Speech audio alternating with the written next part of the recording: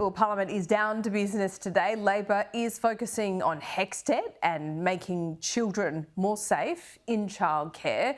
And the Coalition junior partner is still debating net zero. Joining me live now is Liberal Senator Jane Hume. Jane, great to see you. How do you feel about Barnaby Joyce and Michael McCormack teaming up? And this is their first order of business, and this is where the headlines are today when it comes to your side of politics. Laura, it's the first day back in Parliament. There's a lot of new faces and shiny shoes, which is always a good thing and a pep in a step for lots of people in the building. And there are some really important issues that need to be discussed. And you're right, we're discussing HECS and we're discussing keeping our children safe in the House of Representatives today. In the meantime, Barnaby Joyce and Michael McCormack, two people who I greatly admire, whose opinions I value and whose working relationship I have enjoyed over many years, have decided that this is the most important issue for the National Party.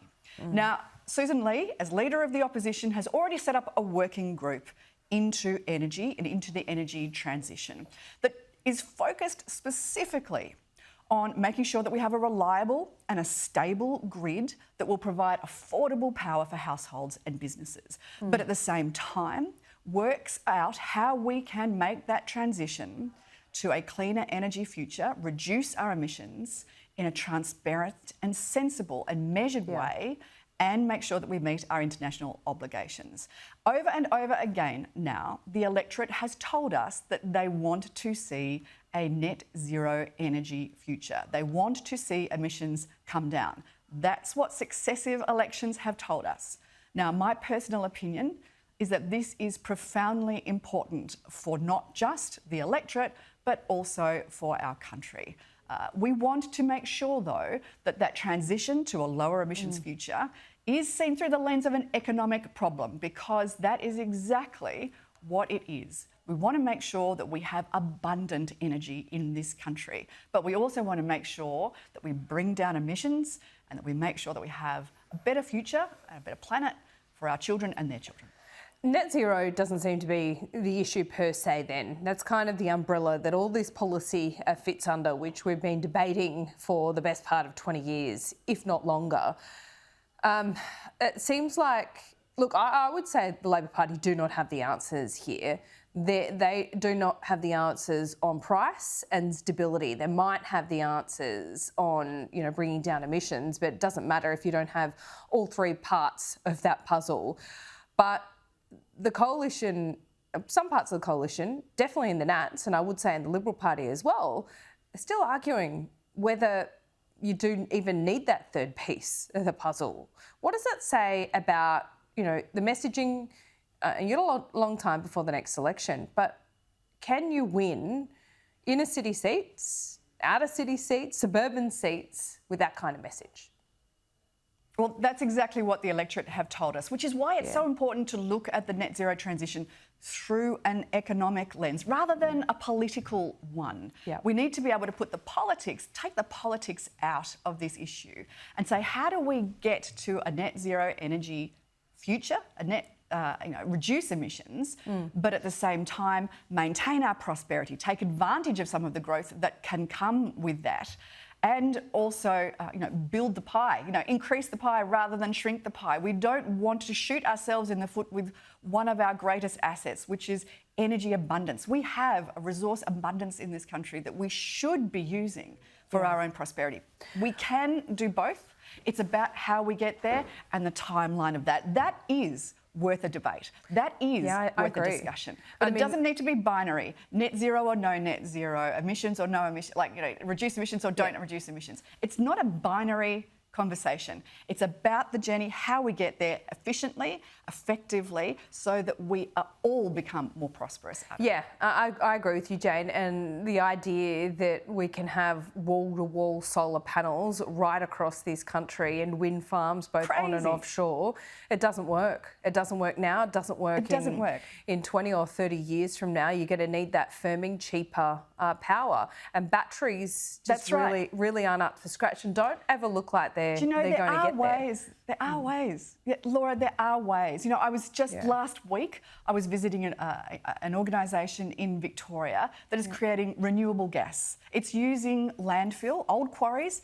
then used for landfill, tapping into the methane and creating power from that. So successfully that they're now running a data centre on their landfill site, on the site.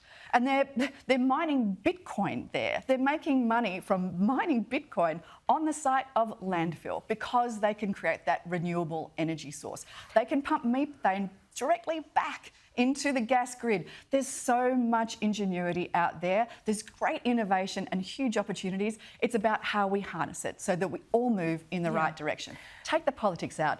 Look at take the politics out, look at the economics and make that transition a sensible and a sustainable one for all of us. I mean, take the politics out. That's really a message to a lot of people within your own party room, isn't it? All sides of chambers, all sides of chambers, because everybody comes at this with a political lens. Let's look at it through the economics. First week of Parliament, though, Barnaby Joyce and Michael McCormack standing up saying net zero. Look, I don't blame them for that because they've really long talked about it. Barnaby Joyce more so, although he was the leader of the Nationals when it was actually imposed and agreed to by Scott Morrison. So it's much easier to say these things from the backbench than when you're in a position of power. You actually agree to things. Well, that is true. That's true, Laura. Also, you know, and one of the strengths of our party is that you can do that. As a backbencher, you can say what it is that you want. You can do whatever it is that you want, and introduce private members' bills, private senators' bills.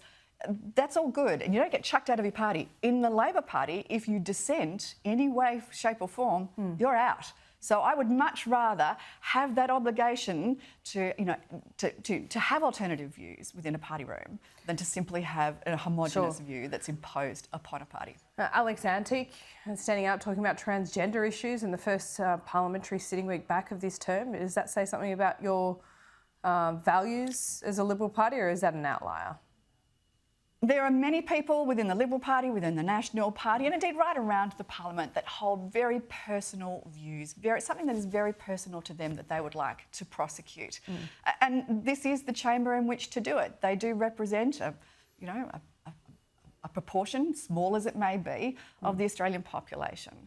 The most important thing, though, that I think is we can focus on what is really important for Australia right now. And to me, the big headline of the day is that $144 billion of debt, that debt that has racked up under this Labor government, that we need to address as a matter of urgency. There's Treasury, not just belling the cat, but essentially sounding an alarm, saying that the only way that we're going to be able to deal economically with the budget deficits that are, as far as the eye can see, that red ink, is to raise taxes and cut spending. Now, the only thing that Labor have come up with is taxing unrealised capital gains. This is a terrible, terrible tax. But clearly, this is stuff that they didn't want to talk about before the election that they're going to have to face after. But they did talk about that's been on the books for quite some time, though. It's not that they didn't. The unrealised capital gains. They had, absolutely. They had it on the books for 3 years. Is that going to solve the problem? Is that going to solve the problem? No, but if it was a quid pro quo... Treasury have highlighted cutting spending and increasing taxes. I agree with you, Jane. I agree with you. Talking about taxing money that you haven't even earned yet seems crazy. Crazy. In and of itself. But what if it was part of a broader package that stopped the government's over-reliance on personal income tax? Is that something you'd be open to? We've said we're very open to tax reform, but it must be fair. It can't simply be hitting retirees, hitting small businesses that are already doing it tough, or an overtaxed working population. Now, we're open to the ideas. What concerns me is that Labor are already saying that they're ruling things out. They're having its productivity roundtable, but they're already ruling things out. Well, if you're already ruling things out before you get there, essentially this is just a whitewash for an agenda that Labor already has. Let's have a real conversation about productivity. What is it's going to shift the dial? Jane, great to talk to you. We'll speak soon.